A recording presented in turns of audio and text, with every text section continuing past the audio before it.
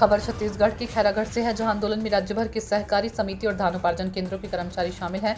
2058 सहकारी समिति और 2739 धान उपार्जन केंद्रों के कर्मचारी इस आंदोलन का हिस्सा बने हैं। कर्मचारियों का कहना है कि उन्हें अब तक उनके वेतन, मानदेय और नियमितीकरण को लेकर कोई राहत नहीं मिली, जबकि सरकार ने वादे किए थे। खासकर 2023 से 24 और 2024 से 25 के लिए वेतन और मानदेय का भुगतान अभी तक नहीं किया गया। कर्मचारी जब अपनी मांगों को लेकर सड़कों पर उतर आए हैं। आज खैरागढ़ और अन्य जिलों में धरने दिए जाएंगे और अगर सरकार ने उनकी मांगों को नजरअंदाज किया तो वे अनिश्चितकालीन हड़ताल पर भी जा सकते हैं।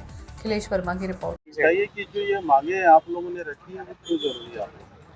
हमारे लिए इसलिए जरूरी है कि इसमें कई जो कर्मचारी हैं वो निर्दोष हैं, उसके बाद भी उनको सजा मिलती है। धान हमारा समय में नहीं उठता है। हम 1 नवंबर को धान खरीदी करते हैं, कभी धान मई में उठता है, कभी जून में उठता है, कभी जुलाई में उठता है।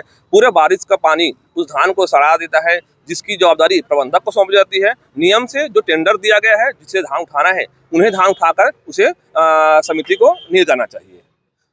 सुखद की जो राशि है मिली भी नहीं बता रहे हैं। सुखद की राशि हमें विगत 2-3 वर्षों से नहीं मिली है, जो कि सुखद के लिए समिति जवाबदार नहीं है। समिति को जवाबदार देकर उससे कमीशन से जो सुखद की राशि काटी जा रही है, हम उसका घोर विरोध करते हैं। राइस मिलर्स के द्वारा भी कई मामले ऐसे आए हैं कि फ्रॉड बताया जाता है। हाँ, राइस मिलों को भी देखो, मैं एक चीज जा रहा हूँ, शासन प्रशासन सारी जो जवाबदारी है वो समितियों पर थोप देती है। मिल वाले जो चाह रहे हैं उन्हें मिल गया, जो किसान चाह रहा है उसे मिल गया, बोनस मिल गया, लेकिन हम समिति कर्मचारियों को कुछ नहीं मिला। हमें मतलब सूखे हैं हम। जिस तरह से हमें मांग चाहिए कि हमें धान खरीदी में सूखा चाहिए, समय में धान उड़ जाए, परिवहन हो जाए, तो हमें कोई दिक्कत नहीं होगी।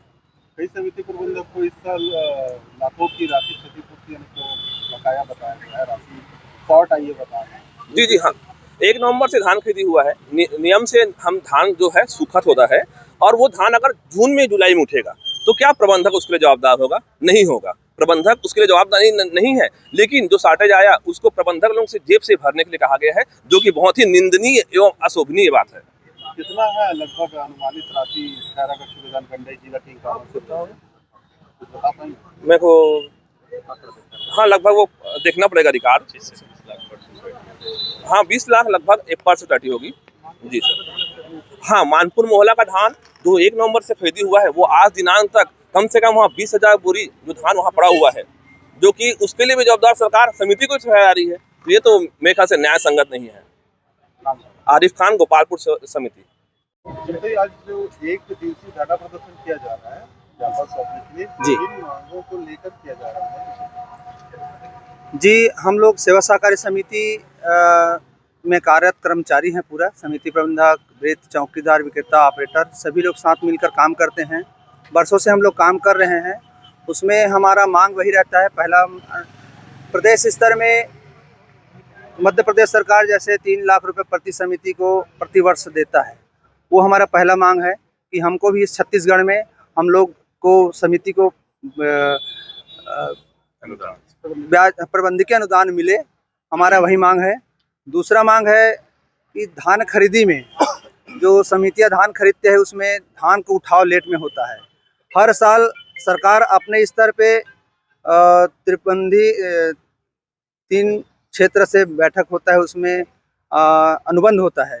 उसमें शासन अपने स्तर पे पूरा अपने तरीक़ा से वो हम पर जो कुछ बातें थोप दिया जाता है, हमारा कुछ बात नहीं सुनता। जैसे हर साल 28 फरवरी को उठाव होना चाहिए कंप्लीट, वो अपने मन से इस बार 31 मार्च कर दिया है, और हमारे ऊपर और अधिकारी भेजकर हमारे ऊपर जो शिकंजा कस रहा है। तो हम चाहते हैं कि पूरी तरीक़ा से शिकंजा कसे, पूरा धान खरीदी से उठाव से लेकर पूरा सुखद तक उसके ऊपर जिम्मेदारी डाले। ये हमारा मांग है। सिर्फ आकर 2-3 घंटे बस आके हमारे बीच में ऑर्डर फरमा के चले जाए, हम नहीं चाहते ऐसा अधिकारी हमको मिले। पूरे काम अंत तक हमको साथ दे, वो ऐसा हमें कर्मचारी चाहिए, तो हम उसका स्वागत करेंगे सरकार का योजना। और तीसरी मांग है, हमारे कर्मचारी बहुत समय से काम कर रहे हैं, इसमें वेतन वृद्धि जो होना चाहिए वो नहीं होता सरकार की तरफ से। पूरा भरसक हम लोग प्रयास करते हैं पूरा काम करने का, जिसमें अपने घर परिवार को छोड़ के हम लोग वर्षों से काम कर रहे हैं। इसमें समय का कोई गिनती नहीं रहता।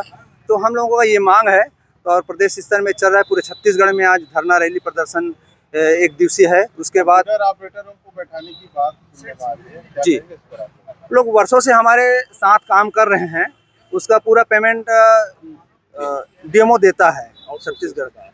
अब इस बार ऐसे कर रहे हैं कि आउटसोर्सिंग के द्वारा भर्ती किया जा रहा है, तो उसमें हम उसका विरोध करते हैं, क्योंकि उन लोग भी हमारे कर्मचारी है, हमारे साथ मिलकर काम कर रहे हैं बहुत साल से, और पूरा वेतन दे और उसको हमारे साथ नियोजित करे और पूरा उसका वेतन भी वो हमको दे, ऐसा हमारा मानना है। सारे अगर आपकी मांग है नहीं मानते तो फिर इसके बाद आप लोग को क्या रहेगा?